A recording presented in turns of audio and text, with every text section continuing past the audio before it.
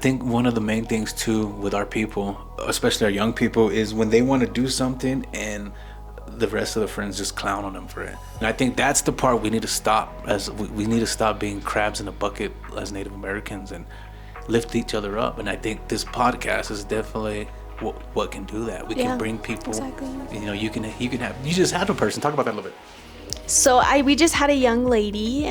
She's having her sweet 16, and her mom reached out and asked if we could record a video for her lighting 16 candles. I've known this girl for a long time. She has a great head on her shoulders. You know, she has goals and she has things she's doing. And when I was in high school, basketball was it. I would eat, sleep, and breathe it. I truly believe that shaped me and it disciplined me, and that's why I'm so driven. Did you ever go through hate, like where people were hating on you because you're doing something good and try to pull you down? Oh yeah, and the crazy part is it was adults. How did you deal with it?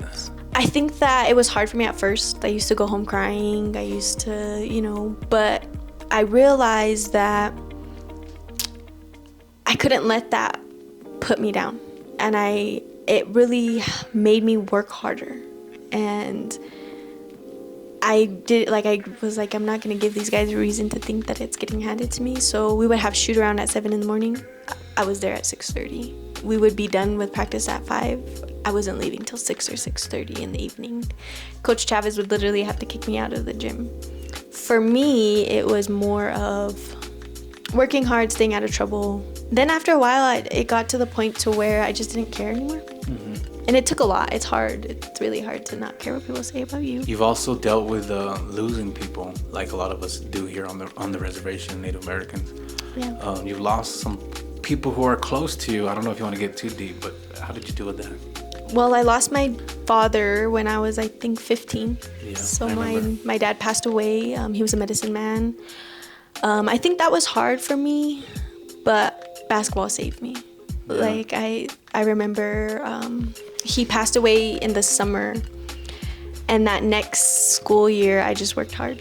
I just was in the gym day in, day out, and I made varsity as an 8th grader. Yeah. So I think truly basketball saved me with that. And then my junior year of high school, we won state, no fans because COVID happened. So that was weird. I remember we were all watching in the inn yeah. on the projector. So that was the best, I worked for that. I literally ate, I just worked so hard for it. That was just all I wanted was win state. And so we won, and then I lost my brother. My brother passed away. He was only 18 years old, and that was hard for me. And at that time, it was COVID, so, I had to really go through that. And I think that was the first time I really had to go through it. And it took me a really long time to be able to talk about it, to be able to, even acknowledge it. But I truly believe that when we go through things, we try to distract ourselves. And like when my dad died, it was basketball. That was my distraction. And so there was no distraction. I had no distraction. So I had no choice but to just go through it. And I went through every stage of grief, the anger, the having no emotions, all of it. And I think that counseling helped, thanks to you.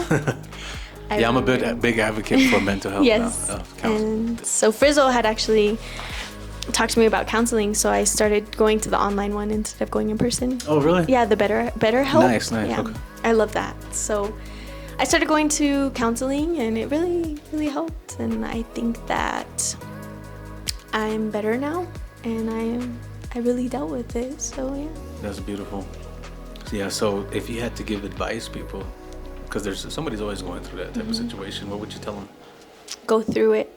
Feel every emotion. Don't try to avoid it. Don't try to numb it. Just go through it. Genuinely go through it, because that's the only way that you're ever going to really...